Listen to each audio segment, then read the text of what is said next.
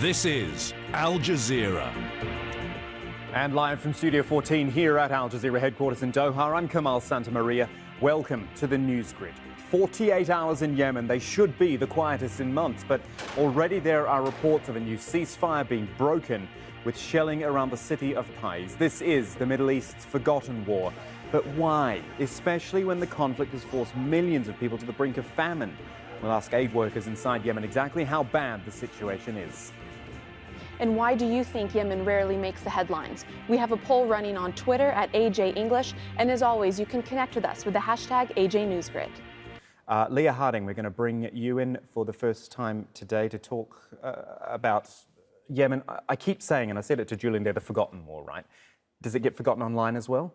In many ways, Kamal, I'm sad to say it is forgotten online. There are a lot of stipulations about why this war is even going on, a lot of miscommunication as well. But we have a poll up on Twitter for you at AJ English. We asked you, why do you think Yemen has become a forgotten war? Nearly 50% of you at home and online think because it's underreported, which is a very, very fair point here that 50% of you agree with. 12% of you say it's just simply too complicated, can't keep up. And 33% say all of the above. We have Tim here who's commented on this tweet. He said, seriously, I had no idea. I'm a little preoccupied with Trump.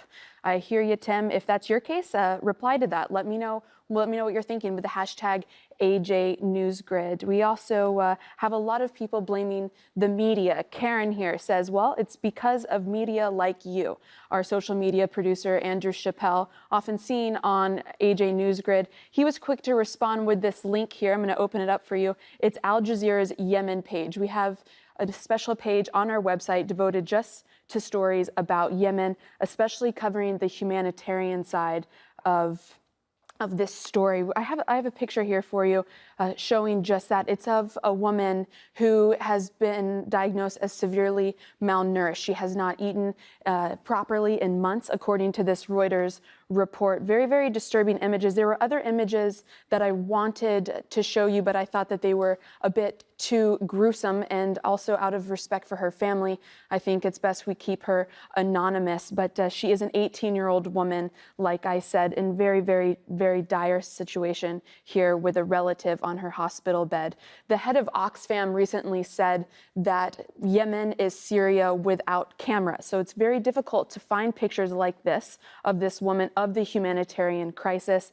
And I think Karen Lee here responded to one of our tweets saying, we are just so saturated with horror over Syria that the tank is simply empty. If you want to comment on this, we would really appreciate to hear from you. Hashtag AJNewsGrid. Kamal? All right, thank you for that at Leah Harding, AJE. We're going to talk to Leah again a little bit later. Remember, if you've got thoughts for us, you can always send it to us on the hashtag AJNewsGrid. Good behind-the-scenes stuff there, isn't it, Rob McBride? Leah, let's talk to you again, because I'm guessing, even though Rob was talking about the limitations of bandwidth there, this is the type of protest which gets its traction from online. It does, and he was saying there's a problem with connectivity, not the case on a global scale. I have this heat map for you, put it up here for you to see. It's following the hashtag Bersih5, which it means clean. That's what Bersih means in Malay. This is the conversation that's going on all around the world. Of course, strongest in Malaysia, but picking up a lot of speed in Argentina and in the United Kingdom, also in southern Australia. So people are interested about this all around the world, and we are too, really interested in why. My curious question is, why Bersih 5? What happened to the other 4? If you go to the official Bersih website here, it's a list for you. Bersih 1, 2, 3, and 4 were 4 other really, really big rallies, that is an understatement, of the evening that have taken place in and around Kuala Lumpur. The largest one being Bersih 2. Here are some pictures of it.